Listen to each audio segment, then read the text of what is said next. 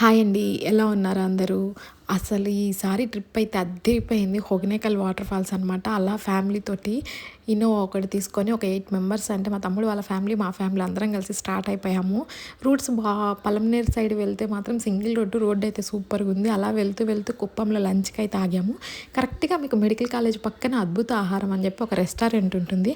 మీరు ఎప్పుడు అడిగినా కూడా మేము ఫ్రెష్‌గా చేసిస్తాం, ముందు చేసి పెట్టుకోమని ఒక డైలాగ్ వస్తది కానీ ఫుడ్ అయితే చివరికి బాగుంటుందన్నమాట. ఒకసారి ఆ రూట్‌లో వెళ్తే ఒకసారి ట్రై చేసేయండి.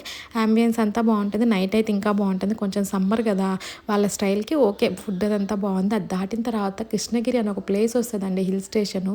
అసలు నేచర్ సైడ్ అంటే మనం కేరళ సైడ్ వెళ్ళిపోయిన వైబ్ వస్తుంది. ఆ రేంజ్లో ఫుల్ కొబ్బరి చెట్లు బాగుంటుంది చూడ్డానికి. అక్కడ నుంచి ఒక 1.5 అవర్ జర్నీ చేసామంటే మనం రీచ్ అవుతున్న ప్లేస్ వచ్చేస్తుంది అనమాట. అదే హొగెనకల్ వాటర్ ఫాల్స్.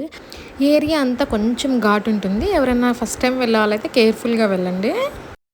అలా మొత్తానికి ఒక 5 అవర్స్ డిస్టెన్స్ తక్కువే అనిపిస్తుంది, 250 కిలోమీటర్స్, కానీ 5.5 అవర్ పట్టింది. అక్కడికి వెళ్ళంగానే మీకు బైక్లో వేసుకొని వెంటబడుతుంటారనమాట. మా హోటల్లో దిగండి అని చెప్పేసి. చివరికి మేమైతే ఈ హోటల్ ప్రిఫర్ చేసాము. వెళ్ళి మొత్తం లగేజ్ అంతా అక్కడ పెట్టేసామన్నమాట. ఈ హోటల్ రూమ్ ఎలా ఉంటాయంటే ఓకే, ఒక 5 మెంబర్స్ ఈజీగా స్టే చేయొచ్చు. బెడ్ అదంతా నీట్గా బాగా హాట్ వాటర్ అన్నీ ఇచ్చారు. సో మేము అందుకని చిన్నపిల్లలు ఉన్నారు కదా అని చెప్పేసి దీంట్లో దిగేసాము. మీరు ఎక్కడ దిగినా కూడా అక్కడ ఏంటంటే ఒక 100 మీటర్స్ నడిస్తే చాలు మీరు వాటర్ ఫాల్స్ దగ్గరికి రీచ్ అయిపోతారు. మధ్యలో ఇట్లా షాప్స్ కనిపిస్తుంటాయి. అంతా బట్టలు చూస్తే గోవా బీచ్ వైబ్ వస్తుంటుంది అనమాట. మా బ్రదర్ ముందే వెళ్ళొచ్చాడు కాబట్టి ఆయనే మాకు గైడ్ అక్కడ. అలా రీచ్ అయ్యేసరికి 6 అయిపోయింది. అలా నడుచుకుంటూ అయితే వెళ్ళిపోయామన్నమాట వాటర్ ఫాల్స్ దగ్గరికి. మా అదృష్టం ఏంటంటే మార్నింగ్ 7 to ఈవినింగ్ 6 వరకే ఓపెనింగ్ టైం అంట. దాన్ని పూర్తిగా క్లోజ్ చేశారు. అక్కడ షాపుల వాళ్ళు ఏం చెప్పారంటే దీని మీద నుంచి నడుచుకుంటూ వెళ్ళి జస్ట్ చూసి రండి, దిగొద్దు, వాళ్ళు వస్తే తిడతారు అన్నట్టు చెప్పారు. సరే అని చెప్పి అక్కడ చిన్న గేట్ ఒకటి ఓపెన్ చేసి ఉంటే దాని లోపల నుంచి దూకేసి వెళ్ళి హ్యాపీగా వాటర్ ఫాల్స్ అంతా చూసుకొని వచ్చాము.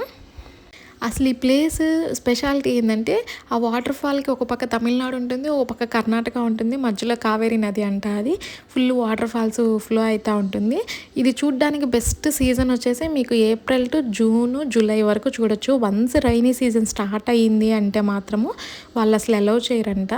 ఎందుకంటే ఫుల్గా వాటర్ వచ్చేస్తాయి, దూరం నుంచి చూసుకొని వచ్చేయాల్సి వస్తుంది. మీరు దాని లోపల తెప్ప ఇవన్నీ ఎక్స్పీరియన్స్ చేయడానికి ఉండదు. ఎప్పుడైనా మీరు వెళ్ళాలనుకుంటే ఈ 4 months సీజన్లోనే వెళ్ళండి.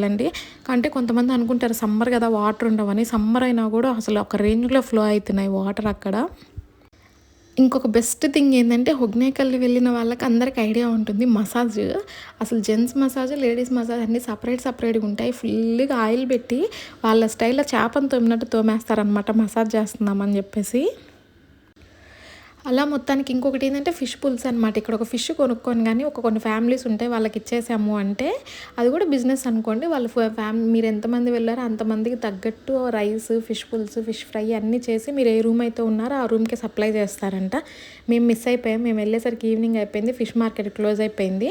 మా తమ్ముడు లాస్ట్ టైం వెళ్ళినప్పుడు తిన్నాడంటే ఫుల్ హైప్ ఇచ్చాడు, కానీ మేమైతే టేస్ట్ చేయలేదు. ఎందుకంటే నెక్స్ట్ డే సాటర్డే వచ్చింది. సో సాటర్డే మేము ఎవరైనా తినాం కాబట్టి అలా ఫుడ్ అయితే మేము మిస్ అయిపోయామన్నమాట.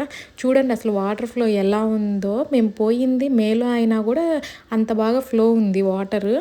అందుకే ఇది కరెక్ట్ సీజన్ అన్నారు తెప్పకి వాటికి. ఆగస్ట్లో వెళ్తే ఇంకా ఫుల్గా పైకి వచ్చేస్తాయంట, అప్పుడు ఎవరిని అలౌ చేయరంట.